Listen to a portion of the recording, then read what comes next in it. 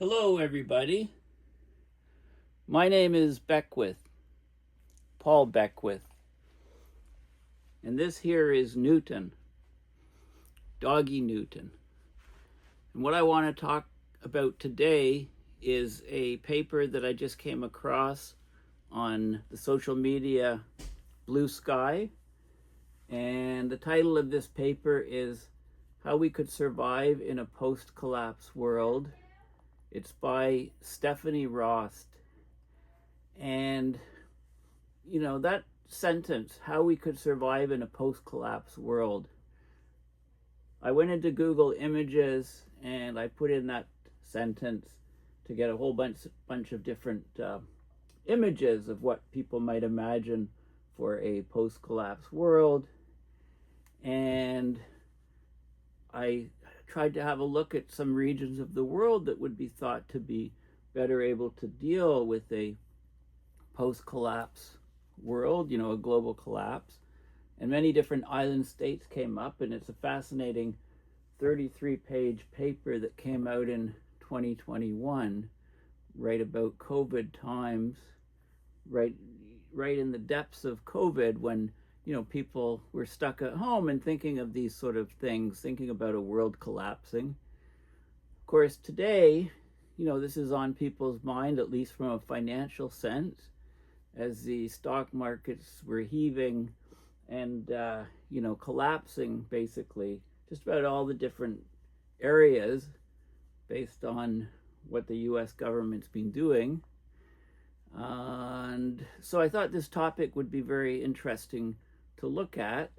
I also looked at, went to perplexity.ai, and also to deepseek.ai and put in these very questions, how we could survive in a post-collapse world. And I just want to point you to these sources and talk about some of the key factors that stood out in all of these different things. And once again, thank you to Stephanie Rost for posting this article on Blue Sky, which forms the beginning of my discussion here on this topic. So I'm going to talk about this paper that's been posted in Discover Global Society. And then these are some of the images in Google Images, how we could survive a post-collapse world. And I liked this one here, Best Places to Survive. An article in the Irish Sun, which I'll talk about. And it actually refers to this paper in Sustainability called An Analysis of the Potential for the Formation of Nodes of Persisting Complexity. Right? It's a fascinating paper. These nodes of persisting complexity are these sort of island states where, if society collapses, these areas would probably have a very high success of being some of the last sort of human nodes on the planet, if you like. And then I post the question, like I said, how we could survive in a post-collapse world to both Perplexity and to DeepSeek. And it's interesting, divided it up into immediate survival, first days to weeks, to midterm survival, the first few months, to long-term survival and rebuilding society. So there's lots of things it talks about and skills that people can have. And I guess the biggest argument is, if society collapsed and people have no preparation, their odds are much lower than if they actually consider collapse and get some of the skills that will enable them to survive. And what skills? Well, that's those things that are in what I'm discussing, and I'll provide the links to everything in the description of this video. One thing I didn't come across is the importance of having a puppy. I didn't find that in any of these descriptions. And I would say that's, one of the number one things to have to, maintain a decent state of mind and have a constant companion with you, as you navigate this post-collapse world. I think that would be my number one thing in the abstract if I was writing the paper. So thank you to Newton. Okay, so Stephanie Rost, How We Could Survive in a Post-Collapse World, and this was published online just a few days ago.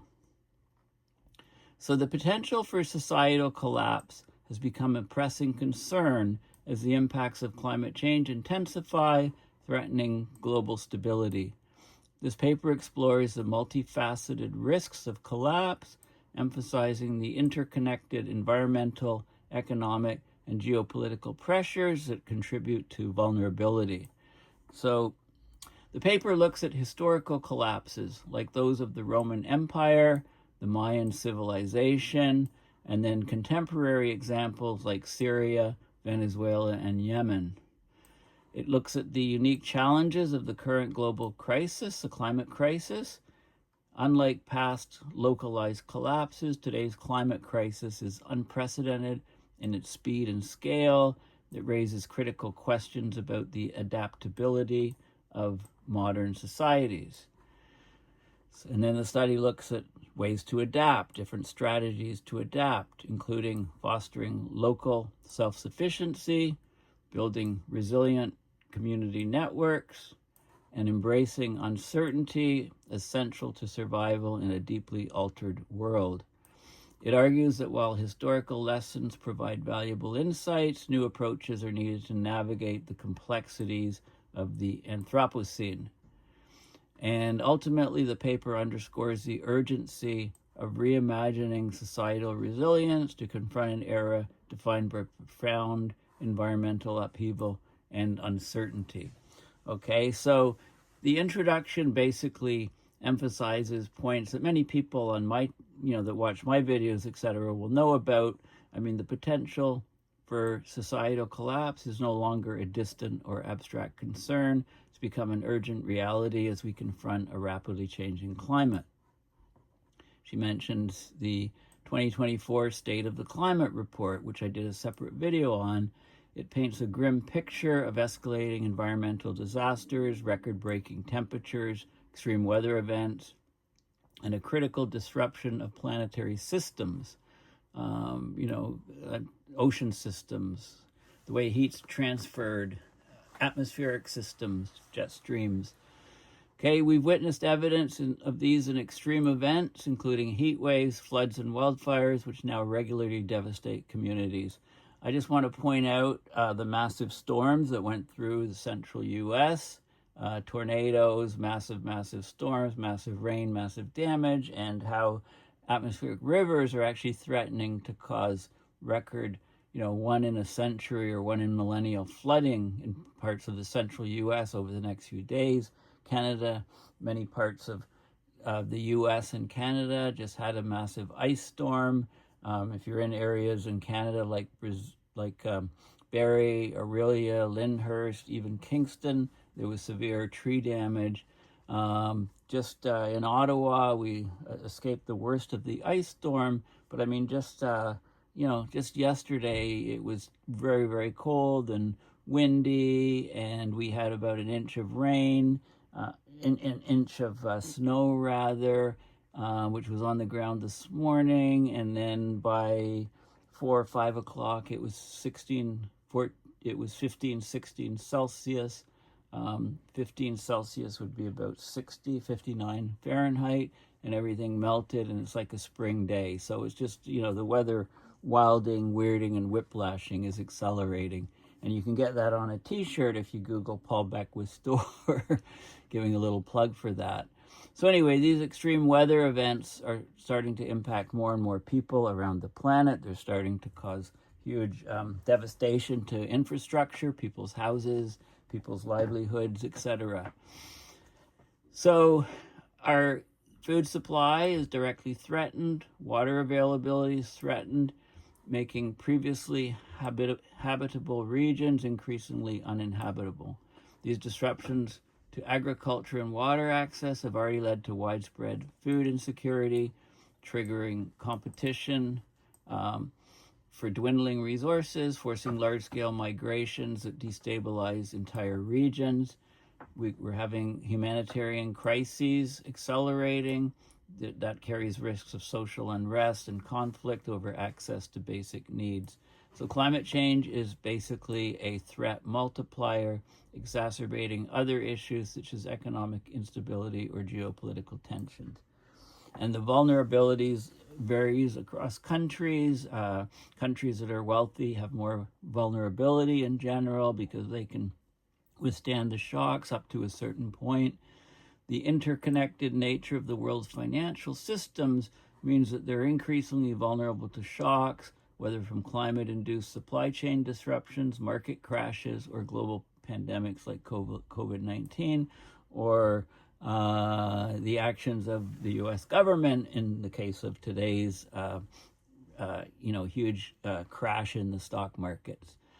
These disruptions can also lead to resource shortages, unemployment, the erosion of social safety nets, and amplify pressures on vulnerable populations. So the social fabric is fraying in many countries. There's rising inequality, political polarization, mistrust in institutions. And rising temperatures, the intensifying natural disasters, and global instability threaten to destabilize food systems, economies, and societies. So it's all there in the intro. So basically, the paper looks at the reasons behind the possibility of societal collapse. It looks at historical precedences. It looks at modern examples, and it looks at lessons for what we can do to get a more resilient society. Okay, so it looks at background and definition of collapse. What do we mean by collapse? There's various definitions. I think most of us have some idea, but this tries to put it in a logical, scientific fashion. It looks at catastrophe and disaster framing, and it looks at what's happening with climate change. Says the consequences of climate change are now unavoidable. Efforts should be directed toward planning for endurance in the face of what is to come. Talks about ecological collapse. Jim Bendel and Carr in a paper. So academic papers, the ideas of deep adaptation, extinction rebellion groups, which are trying to address and respond to these unfolding crises. Okay, so there's an emerging field of collapsology. I actually have a book with that title, Collapsology.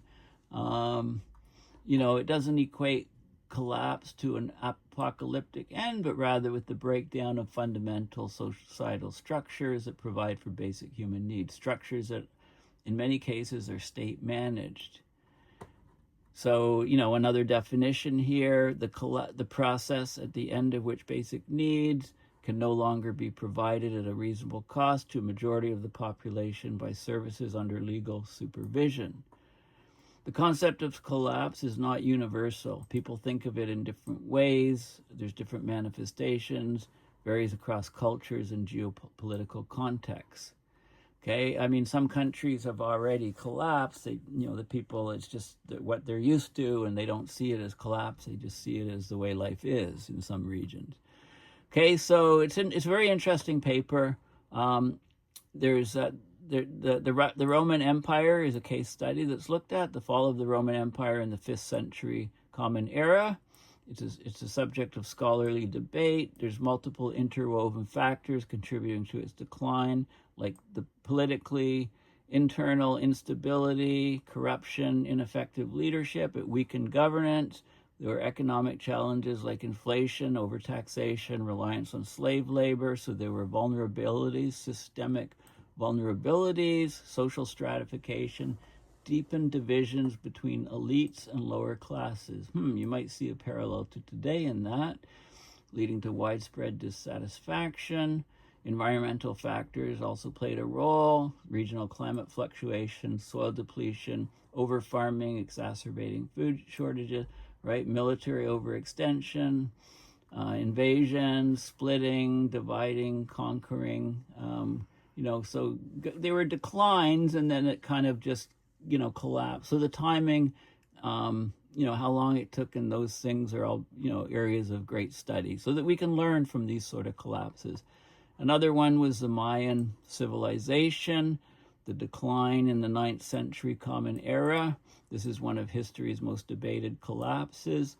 There were prolonged droughts, environmental degradation, deforestation, soil exhaustion, but there was no single cause. So usually there's no single cause in these collapses. Some theories emphasize internal political instability as city-states engaged in resource-driven warfare, weakened their capacity to respond to crisis. Other theories were population growth, agricultural intensification, reaching unsustainable levels, malnutrition, social unrest. And it happened over time. Urban centers were abandoned, people migrated to smaller, more sustainable settlements, often relocating to areas with more reliable water sources. So it was a whole bunch of things. It took a period of time. Again, we can learn from it. Soviet Union, the dissolution of the Soviet Union in 1991. That's a complex, multifaceted process shaped by economic stagnation, political pressures, and global shifts, right? Centrally planned economy. It was successful in industrializing the USSR, but it became increasingly efficient over time. We pretend to work, you pretend to pay us sort of thing. Heavy military expenditures, rigid bureaucratic control, failure to adapt to global technological advancements, so the economy struggled. Economic decline could have been a causal factor because there were shortages of consumer goods, declining living standards, and so on. So again, lots of different regions. There was Gorbachev's glasnost openness policy, perestroika, or restructuring. Rather than stabilizing the state, these exposed the internal weaknesses, could have led to a speeding up of the collapse. So it was multiple factors. And it does affect people and thought in places like Russia today. What happened with this collapse? They're trying to avoid it at all costs, and trying to reestablish the glory days of the old Soviet Union. So anyway, those are studies from looking back. More recently, there's the collapse of Syria. Environmental, lots of people blame the role of the severe drought from 2006 to 2010 as a catalyst. Millions of people could no longer farm. They went to the cities, unemployment, huge unrest leading to the Syrian civil war in 2011 and the breakup of the country and millions of people migrating and displaced, stressing the globe, as people migrated out. So displacement has been a defining feature of Syria's collapse. Millions fleeing the country, moving internally, or seeking refuge in neighboring countries like Turkey, Lebanon, and Jordan.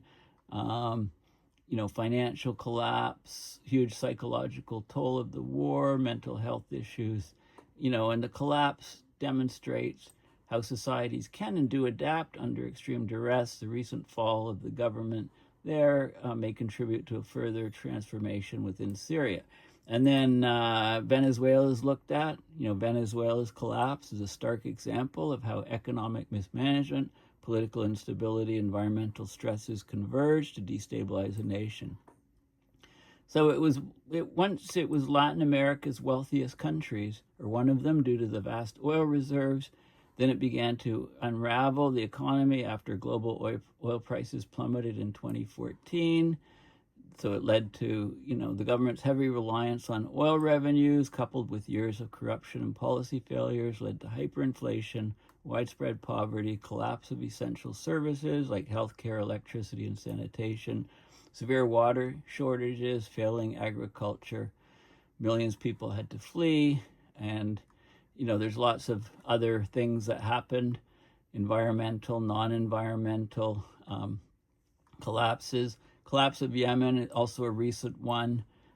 Prolonged civil war, economic instability, environmental stress, drought, conflict since 2014, full-scale civil war, millions in need of humanitarian aid, and, so armed violence, environmental stress, economic collapse, leading to one of the world's worst humanitarian crises. Millions facing acute food insecurity and disease, right? Supply chains broken and all kinds of stuff. Millions of people, again, having to flee their homes, going to neighboring countries, mental health issues widespread, and so on. So what do we get from all of these different collapses? Well, societal collapses, both historical and contemporary, they often follow a pattern of long-term vulnerabilities compounded by sudden crisis. And then the resilience of the city, of the place, is just not strong enough, so the thing can reach a tipping point, if you like, and collapse. So these could be economic, environmental, political stressors, all interacting over time, many, many different factors. While collapse may seem abrupt, it's usually preceded by years or even decades of gradual decline, making it difficult to recognize in the moment. This mirrors modern concerns like climate change, where slow degradation may lead to sudden, irreversible tipping points. You can see parallels. And also, collapse does not always mean total destruction, right? It just means a huge change in society, but it doesn't mean a total destruction of the place, right? But what sets the present crisis apart is the scale and speed of global climate change. Humanity is facing a shift in the Earth's climate system that's unprecedented in both the historical and geological records. The current trajectory of global warming, driven by escalating greenhouse gas emissions, is pushing planetary systems towards these tipping points that could lead to irreversible changes. Okay, so it's not a localized thing. So this new reality raises profound questions about human resilience. We're now confronted with the prospect of managing widespread disruptions to food production, water availability, and habitability all at once at a scale that no previous society has faced. Okay, so we're in a new world for sure. And there's different insights for survival methods within these climate collapse, like building adaptive community networks and resilient mutual aid within communities, thinking of rethinking local self-sufficiency. These are all things that are important. Expanding skills for survival, how to grow food, how to get water, preparing for the psychological challenges, right? It's like hope is just not good enough. The psychological impact of collapse will be immense, especially in a world where familiar landmarks and ways of life are disappearing. So emotional resilience will need to go beyond maintaining hope, hopium some people call it, but will involve developing a deep connection to nature, finding purpose in community service, and embracing new identities as protectors of the environment and each other. Collective mourning practices can help communities cope with the loss of their environment and ways of life, turning grief into a source of solidarity and strength. So survival in the Anthropocene will mean embracing uncertainty as a constant companion, as cascading climate disasters are likely to cause ongoing psychological trauma, even at times of calm between these events. Mindfulness, stress management to help individuals, getting a puppy, I would add,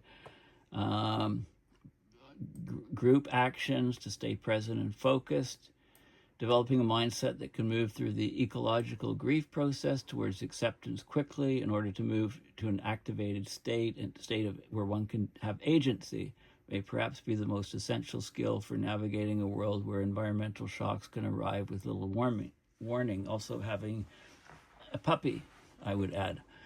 Additional requirements: cultural adaptability, rethinking societal values, moving from consumerism to sufficiency and stewardship is crucial for long-term survival, given its impact on the environment, right? Shifting away from individual survivalism to collective resilience, embracing simpler, more sustainable ways of living. Okay, so, the entire world will change basically. So, the prospect of a post-collapse world is daunting, fraught with unprecedented challenges. Unlike past eras of societal decline in specific regions, we're facing a climate crisis of a scale and speed that humanity has never before encountered. Totally new waters. History has good examples of societies that have weathered existential threats through adaptability and community strength, but the challenges today are global in scale and scope. Okay, so survival in the Anthropocene does not have to be simply about enduring. It's about finding ways to live meaningfully in a world shaped by climate change. This is a challenge of our time. So a lot of thought-provoking questions A lot of good references on these sort of things. It's a must-read paper, I would say. Really well done, well written. Now, I told you, if you just go to Google Images and search, I put in that question, how we could survive in a post-collapse world, and I get all of these, cool images. And this one here I want to look at, best places to survive. And this is the Irish Sun. Okay, it may not be the best news source, but it does give a link to a great paper. So the best countries to survive, it ranks New Zealand, Iceland, Tasmania, southern island of Australia, Ireland, of course it's in the Irish Sun, the UK, US is 6, Canada I think is tied with the US, and there's other ones. So anyway, there's a good reference here to, mostly it's islands. Each place was ranked for different things like protected borders, the ability to grow food for the population, sufficient energy, manufacturing infrastructure. Places that are island states are in the top 5. Okay, the U.S. isn't in the top 5. Canada isn't because it's connected to other countries. Islands do much better than countries with land borders. So this is an article from 2021, I believe, right? July 2021. So COVID times, emerging from COVID. Lots of people are staying at home. Think of these things. Journal Sustainability is where all the countries are ranked and looked at. So let's go right to the journal. This is it's open source. I'll give you a link to it. It's called The Esoteric and Analysis of the Potential for the Formation of Nodes of Persisting Complexity. So the title doesn't give it away a lot, but basically human civilization has undergone a continuous trajectory of rising socio-political complexity since its inception. There's been a dramatic recent acceleration. We've severely perturbed the Earth system. Global scale effects like climate change are occurring. There's an increased risk of a global decomplexification. So a collapse, basically. Things get simplified in a collapse.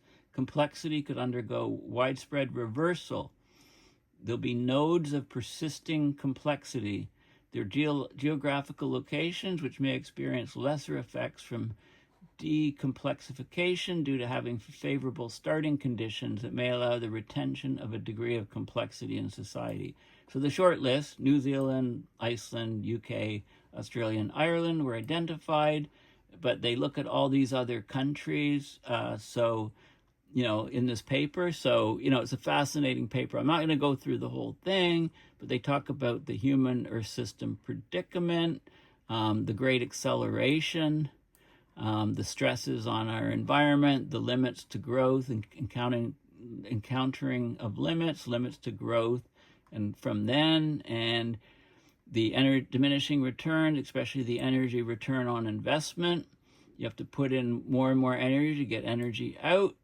So it's harder to do. Societal complexity, how it's been expanding, more and more complex world, ecological destruction, and how we could decomplexify the risk multipliers and so on. Societal collapse. So there's different scenarios. Societal collapse, a Seneca cliff, right? Slow buildup of complexity followed by a rapid collapse, hence a cliff. Olduvai collapse, cascading failures, complex systems having overshoot and collapse, the energy trap, lower and lower energy return on investment, the great simplification. Simplification basically from collapse, power down, and contraction. Now they talk about the collapsed lifeboats, which are these places that might do better than other places. And so let's go down to the tables. Okay, it's worth reading this whole paper for sure. They basically created a scoring system to rate places depending on how resilient they thought they would be to collapse, different countries. Okay, and the results are basically down here. So they looked at, so pick a country so let's look at New Zealand. Low current population, 5 million, high fraction of agricultural land, 43.2%. So agricultural land per capita is high at 0.023 per square kilometers, direct access to Pacific and Southern Oceans. It's an island archipelago, relatively, there's no large or heavily populated land masses nearby, so it's isolated. It's quite self-sufficient, abundant indigenous renewable energy sources, modern economy, but primary resource-based. And they give it a total of 13 on the scale. Okay, so it's number one, basically. Iceland is right up there. Iceland gets an 11. So you can look at your country and you can see the factors that are rated. And I have to go to Canada here. So population, large land mass, low fraction of agricultural land. But, it's connected to the U.S., so that lowers its score. Direct connection, renewable energy, moderate manufacturing. So it's a 10 on the scale. It's not too bad. Okay? If you want to move up to the highest ranking, in New Zealand, it only gains you up to 13 from a 10. So you can weigh that in deciding if you want to move to a bug out shelter, if you like. So really interesting. Ireland is pretty high up there. Another island is 12. It's 12 on the list. Okay, and so there's a summary. New Zealand, Iceland, UK, Australia, Ireland. This is Tasmania, right? The analysis score. Favorable starting condition. New Zealand rocks on that. So they look at all these, and then they go and look at more details of each nation.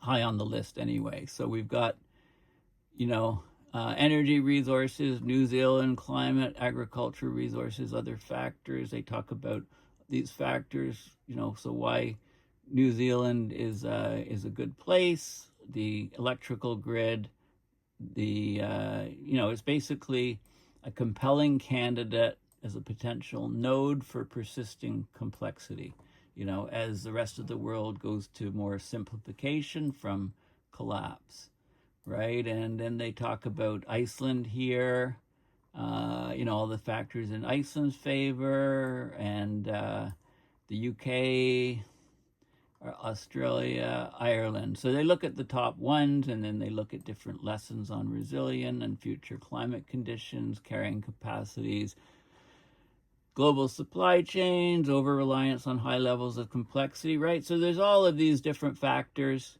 Anyway, they rank. This is the ranking. So, Norway's up there, New Zealand, Finland. This is the, there's different ways to score. So you can, where's Canada's way down here on this score. Vulnerability indications, right? Readiness indications, carrying capacity analysis. How many people could such nations hold if people migrated there like crazy from around the world? Okay, so there's all of this stuff in this great paper. You'd never, if you were searching and you see this title, well, this is a paper, avoid this. What the hell does this mean? Nodes of persisting complexity. But this is the paper that you really want to read to figure out, how resilient you are and your country is. And then, of course, like I said, I asked the questions to perplexity, how we could survive, and also to deep seek, free AIs. And it's interesting. They're both similar results, but basically they talk about immediate survival, first days to weeks, basic needs, safety, relocation, midterm survival, what needs to be considered, and the long-term survival, what you do. And you can ask further questions like, what are the essential skills to learn for surviving? shelter building, fire starting, water purification, first aid and medical, food security, crafting and repair, engineering and construction, carpentry, mechanics, leadership, community building, communication, defense and security, all of these different things, right? Train in hand-to-hand combat or weapon crafting for personal safety. So this is like a to-do list for, maybe for people that are extremely concerned, because these are things that you're not going to be able to learn all of a sudden once a collapse happens. So, you could become a prepper just by learning about this stuff here. Anyway, I want to thank you for paying attention to this stuff. And like I say, I'm talking about this because of Stephanie Rost's paper, How We Could Survive in a Post-Collapse World. Excellent paper, and it led me to these thinking about places that are most suitable for survival, and then to this great paper on sort of more and more detail of collapse being a simplification process of society, and how you can get perhaps nodes of persisting complexity when the rest of the world is collapsing. So, really, really neat stuff. Also, the AI stuff throws a lot of light in things that an individual can do to survive short-term, medium-term, and long-term. So both AIs, talk about the same sort of breakdown: psychological resilience, accept harsh realities, focus on daily tasks, community bonding, shared stories, music, and rituals to maintain morale, hope and purpose, work toward rebuilding rather than mere survival, potential threats, and tips and so on, and stay mobile. I don't see anywhere here where it says get a puppy, but that's would be my addition to these things. So anyway, thank you for listening. Please go to my website, paulbeckwith.net, and donate to PayPal to support my research and videos. And consider, if you're into T-shirts and baseball caps with some of my sayings. Here's one like connecting the dots: abrupt climate system change, all hell's breaking loose, climate mayhem. This is my favorite, I think. You can ignore climate change, but it won't ignore you.